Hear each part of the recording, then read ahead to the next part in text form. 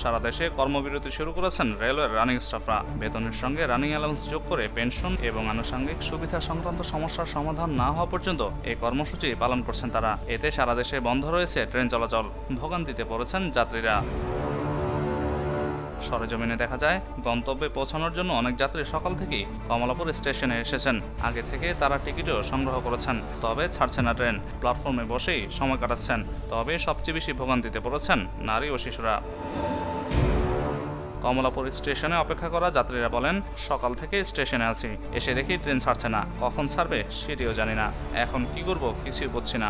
Dhaka railway station সূত্র বলছে, প্রতিদিন কমলাপুর থেকে ৪০ জোড়া আন্তনগর এবং ২৪ জোড়া মেল ট্রেন ছেড়ে যায়। রানিং স্টাফদের কর্মবিরতি যদি প্রত্যাহার না হয়, তাহলে সারাদিন এসব ট্রেনের কোনোটিই ছেড়ে যাবে না।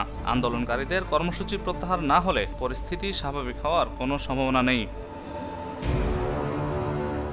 Dhaka railway station master Mohammad Anwar Hossain বলেন, স্টাফদের কর্মবিরতির কারণে ট্রেন ছাড়ছে না। যদি তারা কর্মসূচি প্রত্যাহার করে তবেই হয়তো ট্রেন ছাড়বে। এখনই নির্দিষ্ট করে কিছু বলা যাচ্ছে না। এদিকে ট্রেন না ছাড়ায় অনেক যাত্রীরাই ক্ষুব্ধ হয়েছেন। এই জন্য যে কোনো অনাকাঙ্ক্ষিত ঘটনা এড়াতে কমলাপুর স্টেশন এলাকায় অতিরিক্ত পুলিশ মোতায়েন করা হয়েছে।